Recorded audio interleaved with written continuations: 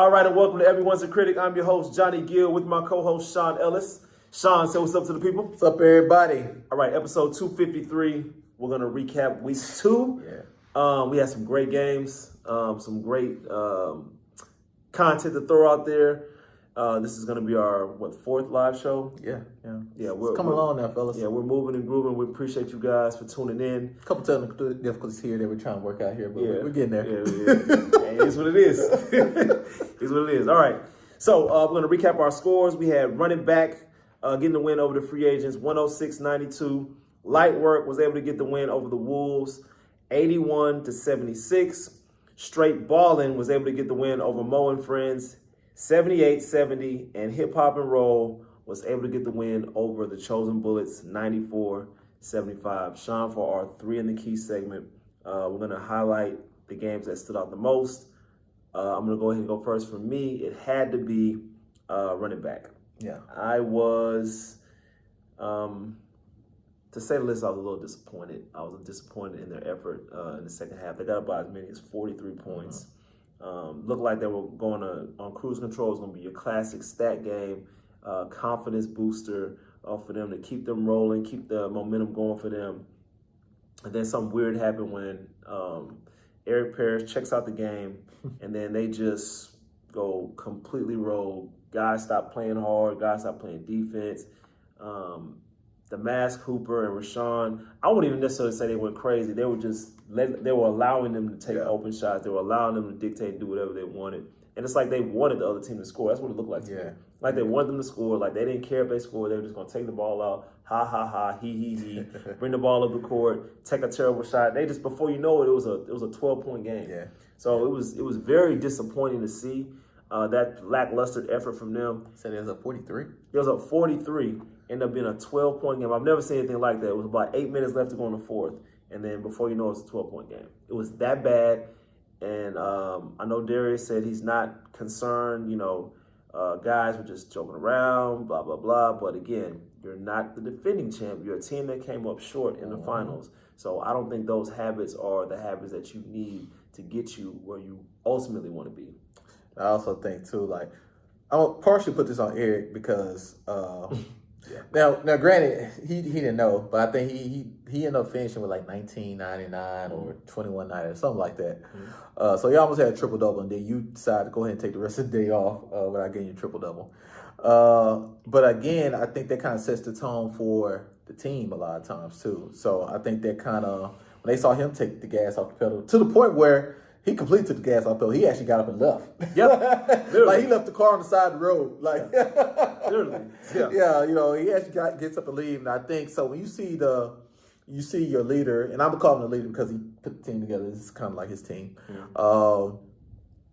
You get up and leave, and they kind of see you kind of take that, like, oh yeah, you guys got it. They kind of, obviously, human nature.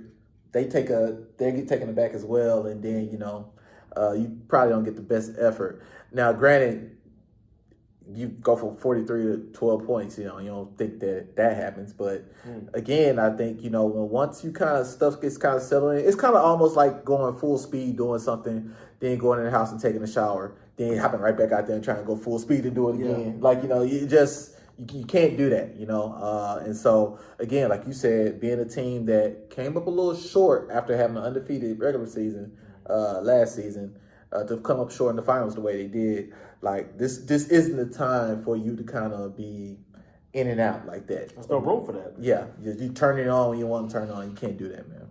Okay, Sean, what's your 3 in the Key for week 2? Man, it's and I don't like having to keep talking about light work, but they had a very, very impressive win. Chef came to play. KJ, another guy who may be in the running for newcomer rookie of the year, whatever the case. Those guys, it was a great matchup. Okay, so these teams know each other very well. They actually, a lot of them are ex-teammates with each other. Yeah, that's true. So you get to kind of the Wolves, who's a new franchise, but with some familiar faces, to go against the defending champ Lightwork. And Lightwork is a little shorthanded, but they still found a way to win. They're still rolling on what they were last season. Yeah. And like I said, and they just don't know how to lose right now. And it showed up again. It was a very emotional game, back and forth, very skilled, a lot of Euro stepping, ball handling, 3-point shooting. It was a highly skilled, well played basketball game. And then they did get a snag in there where I think they were down 7 by work. The Wolves had made a nice little run, went up 7. Trey Barker, if you know anything about Trey, he's a little emotional sometimes. Where's emotional in the sleeve? Yeah, and so they pulled him out. And at that point, Worm comes in. He comes in and gives them what they need. Gives them a lot of energy. The ball start moving around a little bit more freely. And all of a sudden, they take a 1-point lead. They make a nice little 8-0, 9-0 run, and they take the lead there. And they kind of never really look back then. I think the Wolves might got the lead one more time the rest of the game. They tied it a couple times, but they never really could ever build a lead from that point on. And I think it was the turning point in the game. And like I said, when you kind of could get that from your least skilled player, when he could come in and give you that much, your better players have no choice but to kind of ride that. And I think they're just finding ways to win in so many different ways right now that I just think in the long run they're just gonna be a hard out for anybody. I think they're setting themselves up to be a defending champ, which we haven't had really. But we had 3 times, 4 times. Something like that. Yeah, in this league. I think 4 times in this league. So it's going to be very, very interesting to see if they can pull off back-to-back. Has Squad 1 ever won back-to-back? They only won 5 championships, but I don't know if they ever won. They probably have. Yeah, I'm pretty sure they've won 5. They had that. Yeah, I would say they at least won back-to-back once, at least once. Yeah. Okay, now for the In Their Bag segment, we're going to highlight 2 players that stood out the most. For me, I'm going to give some love to running back. I know I gave you guys, a little criticism, but it was deserving. Alex Williams from running back, he definitely had it going. If I had to take a ballpark guess, I would say he hit between 6 and 8 3-pointers. He really had it going. He probably was like 6 or 8 for 11, 12. Yeah. And then before you know it, it was 14, 17. He just kept jacking up threes at the end and kind of messed up his percentage in Alex fashion. I'm not sure why. Alex Westbrook. He turned into Alex Westbrook. He went from Klay Thompson to Alex Westbrook just like that. I've never seen him shoot the ball that good. I've seen him have streaks where he'll hit like 1 or 2, but he had it going. Yeah. So and he was attacking. He was getting to the rim. He was doing pretty much everything. Did what he wanted, all the way up to the last, like I say, the last 6 minutes or so. It kind of fizzled out a little bit. Percentage kind of got a little lower because he was taking some ill-advised, questionable shots. But still, all in all, I got to give him some love for in their back. Yeah. I'm going to go with, so I already talked about KJ. Like I said, he doesn't get sped up. He got this little Euro thing that he does where he kind of slows completely down and gets to everything he wants, creates a lot of body contact, gets a lot of free throws. So KJ from light work, obviously, he's in his bag. But the guy I'm really going to give to is another newcomer who will be in the conversation for a newcomer of the year. Cam from Hip Hop and Roll. Mm-hmm. Yeah. He's had some good starts so far this season. Yeah. He's looked he's just real steady. You obviously went out there when you're watching him play, you look at him, you're like, oh, he can play. Mm-hmm. But you kind of don't realize like all the things that he's doing because it's like so smooth. Mm-hmm. Okay. So he's just beating guys off the dribble, he's making passes, he's finishing at the rim, he's knocking down that jump shot. Like he doesn't get sped up. It looks real smooth. I want to see him because it just looks a little too easy for him right now. Right. I want to see him against one of our better defenders, one of our elite defenders like Eric Parrish, somebody like that, to kind of really test him, to see if they could kind of, because like I said, it just looks too easy. I just want to see him uncomfortable. Can they make him, I want to see somebody make him uncomfortable. Yeah. And right now, he's way too comfortable out there. He's getting everything he wants out there. It's really easy, and he doesn't look like he's being challenged right now. So for my in their bag nominee, he is the guy right now. It's going to be Cam for me. Now, did we talk about the player of the week from last week, from week 1? We did not. Want to give a shout out to another Cam. Yeah, Cam. Cam has been a popular name and player in this league. Right. Cam of Chosen Bullets. Well, they got two Cams. Which Cam was this one? This is Cam Hunter. Cam Hunter. Yeah. Cam Hunter, week 1 player of the week, 41.7 rebounds. Looking at the other candidates, they had some pretty decent games, but I know you guys like points. Yeah. So when you see a guy had 40, he had 40. It's like, oh, he's the player of the week. Yeah. But I did it. I enjoy it. Like I said, I'm a fan of Cam. I love his game. Lefty. He has a very smooth game, inside, outside. He kind of does a little bit of everything. Had a big game for them, and they needed every bit of it. So he's going to be the player of the week according to the players. Absolutely. And like I said, well deserved. And it's funny because Cam, he was on a team that went 0-8 last season. So he never got to do any interviews. He kind of didn't get the best Ultimate Hoops experience. I think with him going out there getting that game 1 win in a close game. Yeah. In a very close game, and they needed every bit of that 41 points that he was able to put up. So shout out to Cam for getting player of the week last week. All right, now for the moment you guys have been waiting for, our sorry, not sorry segment. Of course, I'm going to be the bearer of bad news and deliver the sorry. Of course. He's Mr. Negative. Mr. Negative. Negative Nancy, I'll be that. Unfortunately, well, good for us, we're not going to be in the sorry list because we had a bye week. So, hey, we can't be on the, y'all still sorry. No, I'm not saying our performance changes. But what I'm saying is, for this week, have we ever had a team be, we've had teams that are at the bottom of the power rankings. Yeah. Even when they have the week off. Yeah. It's like, y'all still at the bottom. Yeah. So, this is not the case in the sorry, not sorry segment. I'm going to give sorry to the free agent team. And this is not the jump on the free agent team. I think you guys have a lot of talent. You showed a lot of heart in the first week. But this week, y'all, I know the score may not indicate that you guys got waxed, but you definitely did. You guys were down 40.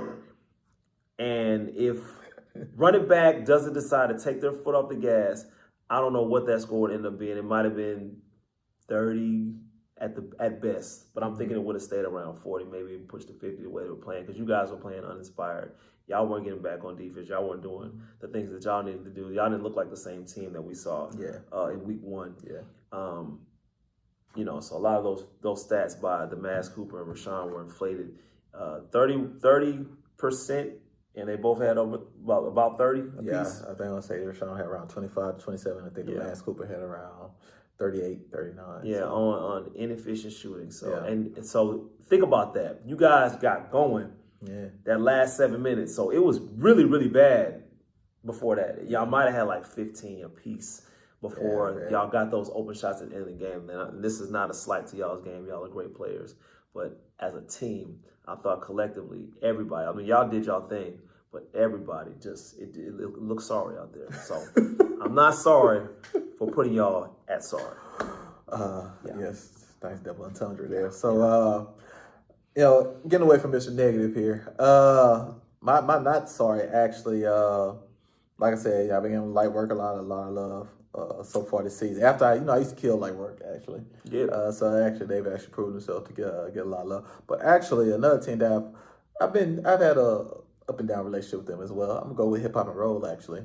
I think Randy and Ricardo, they've been trying to figure this thing out for quite a few seasons now. Mm-hmm. I think they started off as a team that they were physical, had a lot of size, and played very good defense and rebounded. That was kind of like their formula. That was their foundation. And they stuck with that for a few seasons, made it to a couple semifinals, never made it to a final. Had to figure out something new. Got away from that. Added a lot of firepower. A lot of talent, a lot of firepower. And they looked to score and kind of outscore people while still having some of their defensive principles, but not quite the defensive team that they once were. Yeah. And, eventually that caused some issues too. And then, this season, it looks like they're kind of in between. Like they're getting back to their foundation, where they're going to be a defensive team that rebounds, they're going to be physical, and they're going to be tough. And then but they still have a few guys who can put the ball in the hole and create for themselves. And it's a little bit easier to kind of figure that out, especially down the stretch in the games. Like, who's supposed to have the ball? instead of having 4 guys on the floor at a time who need the ball or want the ball, now you may have 1 or 2. Yeah. You know, while other guys are doing things that they know they fits well with the team. Right. So I think to start the season off with them being 2-0, they look very good. The chemistry looks extremely well. People are playing their roles a lot better. And so I think this will kind of go well for them. Now, saying all that to say, they start off the last season 6-0. Yeah. And they look like all chummy. Yes, guys, Yeah. I love you guys. Then when they lost a game, things went awry quickly. When did it go wrong for them, though? Because think about it. AD was the guy. AD obviously won MVP, carried them the majority of the season. Then you add Jarvis into the mix, takes some of the pressure off of AD. But then AD takes a backseat completely at points in the season. When did it go wrong for them to have to make this kind of haul? I think, well, they never recovered from the loss, I think was what it was. I think so. They lost. They got that game to Lightwork. Well, that was the second one. The first one was, remember, they got their butt kicked by Jersey Village. Both teams that's when everyone started looking at them a little different. Yeah. Like they got their butt kicked by Jersey Village. And then they went into next game against Lightwork. And think about it, the game against Lightwork is the game that catapulted Lightwork, I think. That's when Lightwork felt like, realized we here. We here. You know, we can't lose. And because I think that was a game that they was a stepping stone game for them, a measuring stick almost. Pause. I guess that could have been crazy. I try to let it go. I try to be professional. But I guess, that was a little crazy. That was a little wild. Go ahead, though. But so I think that game for them, they looked at it like that. And like I said, they just never really recovered because I think people kind of start pointing fingers. Yeah. It's your fault. It's that person's fault. It's his fault. It's that. And then, you know, it never really kind of got back to what it was. So, I think at the end of the season, remember they got, I think they drew Flint Tropics. Yeah. Or Ball Up Top. Yeah. And they didn't show. Yeah, they didn't show. And then, so they couldn't even get a feel-good game in, you know. And that carried over. And And so, I think they just, you know, we'll see. Let's see when someone tests them or make them uncomfortable. We'll see what they do. Yeah. Okay. We had no fan questions this week, but we did have a big trending topic. I'm sure you guys are all aware of the NBA trade deadline that went awry and just everything that was going on. So many trades that we can talk about, but we're going to point to the big trade, the big fish, Luka for AD. Or should I say AD for Luka? I don't know, however you want to put it. I mean, there's a lot of conspiracy theories with this trade. Some are saying that the NBA did it to steal headlines from the NFL because the NFL has been dominating in the ratings this year. Like I'm talking about, it's been worse than it's ever been. Right. So the NBA is trying to do something to make this happen because, I mean, a few years ago, well, I won't even say a few years ago, almost decade and a half ago, Chris Paul trade got vetoed. Yeah. And they said, no, sir. David Stern was like, no, sir, that's not happening. And now all of a sudden LeBron gets Luka, which is clearly, an advantage offensively for the Los Angeles Lakers. You get a guy that's not even quite, would you say, is in prime, like 27 and up? He's not even in his prime. And he's still, he's amazing offensively. We'll say that. I won't go all the way off the ledge. But, I mean, obviously the Dallas Mavericks had other plans in mind. But I want to talk about how this trade went down. And I just got this information today. Like I said, I'm not a journalist. I guess we are journalists. Yeah, that's right. We are journalists, but I don't go deep into certain transactions. I kind of just, look at it at face value. And I ran across a clip from the Draymond Green show that said that the Lakers, Rob Pelinka, basically fleeced Danny Ainge, acquiring 2 picks. Slimy. He's a slime ball, though. We all know that. He acquired 2 first-round draft picks for, I don't remember the guy's name. He used to play for the Warriors. I don't even know his name. Yeah. But they were like, hey, you want to trade? He's like, Danny Ainge, like, for 2 draft picks? Sure. Yeah, no problem. Gave him 2 draft picks. And then all of a sudden, hey, Dallas, we got a deal. I got another team involved. And never informed him about it. Yeah. That's Is slimy. that not the dirtiest thing you've ever heard? That's slimy. And then when Danny Ainge found out about it, he was furious because he was going to try to stop it, but it was too late. Right. And so you think about it too, like It's tough. You make bad relationships like that. They're gonna see each other at the owners' meetings later on this summer, and he's gonna have to look at him at side eye with a side eye. And Might curse him out. yeah, and not to mention like Danny Ainge has a little pull in the league, so you know you don't want to get on a guy like that's bad side. You know what I'm saying? It's not Pat Riley, but it's it's not far off. You know, but I think that trade, I kind of had the same feeling like everybody else had. I was laying down. It's like 11 o'clock on Saturday. Breaking news comes up on my phone. Luka Doncic is traded for Anthony Davis. And I immediately thought like, oh, it's a lie. Yeah. Yeah, so it's like, I thought it was just something, Butt Crack Sports, something that they was posting, you know what I'm saying? I thought that. Then looked and saw it from Shams, and I was like, Shams since he's taken over as the full-time guy at ESPN, never been wrong. He has been wrong. Yeah. So when I saw that, I was like, And when I see headlines on social media, I'm like, I'll check my phone like, ESPN, breaking news. If it's not there, that didn't happen. Right. Because they're always on time, always reported first. Worldwide leader in sports for a reason. Yeah. So I don't even look at that stuff. If it didn't come through my phone and tell me from ESPN it didn't happen, it's not true. Yeah. So once I saw that, I was like, damn, that's real. And I just look at the trade as I actually look at a lot of people saying, man, this person won, this team won.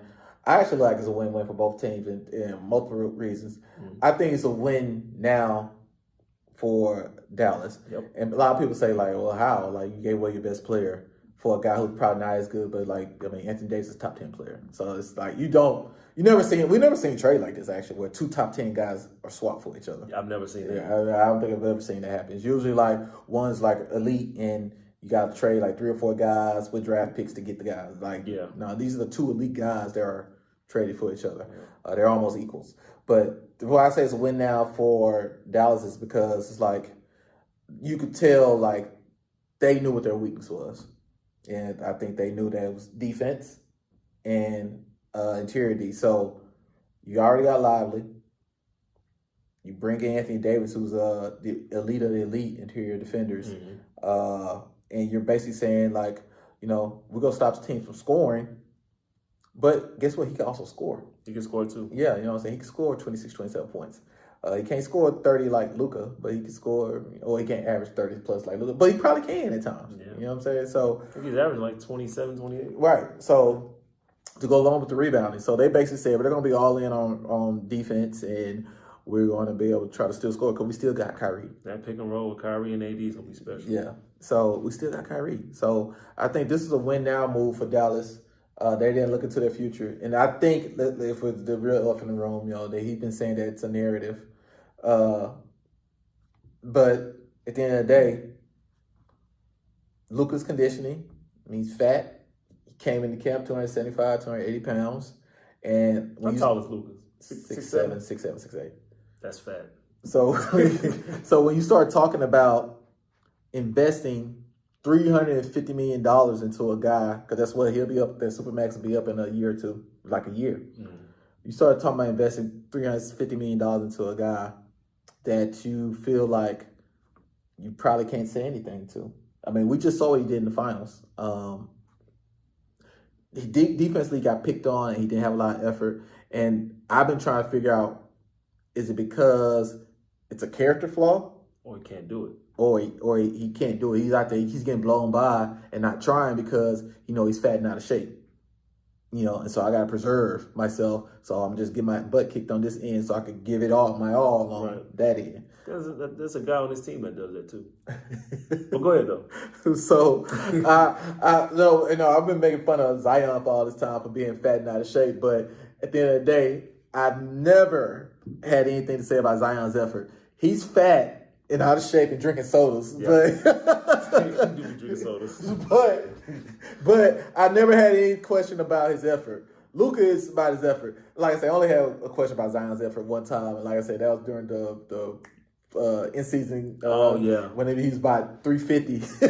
They're looking fat and slow. I was like, nah, bro. But like I said, he lost about 40, 50 pounds in the season. So whatever he did, he lost all that weight in the season. So he just, with Luka, it's just that, yeah, man, we're going to put that kind of investment into you, yeah, I want to know. And then, like I said, you probably can't tell him anything. Can you imagine being 24, 25 years old with over $100 million and I score 30 a game and you start to tell me, hey, man, don't drink beer. And we just came off of going to the finals. We just came off to going to the finals. I've been the first team All-NBA 5 years in a row. Yep. Yeah, like, you can't tell me anything. And I'm pretty sure they probably got a little tired of that and just like, look, man, we're going to go in this direction and we just going to deal with the consequences that come with it because we're not going to win a championship anyway. With this but the way they did it, nobody saw it coming. No, absolutely not. And I don't even think there was a whisper about it. Yeah. So there had to be a conversation with the GM. They kept that thing under wraps because, these NBA ears, like these execs and these GMs, they always hear when something's going down. Yeah. They kept it airtight, like nobody had a clue. Yeah. And quote unquote LeBron didn't have a clue either. Yeah. I don't believe that. Yeah. I don't believe that. I believe LeBron probably got wind of it and was like, really? Okay, I promise I won't say nothing. There's actually a skit out about that right now. I'm sure. Yeah. But no, I definitely think this is, like I said, it's a win-now trade for, I think, both teams. And I think, the Lakers are probably looking past LeBron at this point. But that's a win for the Lakers now because they got the guy for the future. Yeah. But again, how healthy is he going to stay? Because I think that was part of it too. I think Dallas probably looked at it as like, you're not playing right now. Yeah. You're injured. We think you're injured because of your conditioning. Yeah. That's why you're injured. Your knees be hurting. And now, as you're conditioning, you're rehabbing now. Yeah. We see you over there on the exercise bike rehabbing. You got a beer in your hand, and I don't know if they happen for real or not. But I can see that I think they probably think like you're injured and you're not taking the rehab serious. He's not. You're not doing the things necessary to kind of get your. Because this thing about the rehab too. Okay, this also gives you an opportunity to get in shape to go along this is with what we pay you for. And I think they probably was looking like, this dude not even taking the rehab serious right now. Yeah. For you to get traded while you're injured. Says a lot. I think they took that as an opportunity. Yeah. Like, man, let's just get him out of here. Yeah. So, I don't know, but the Mavericks, they had to make that trade. Because think about it, Luka was going to be hurt.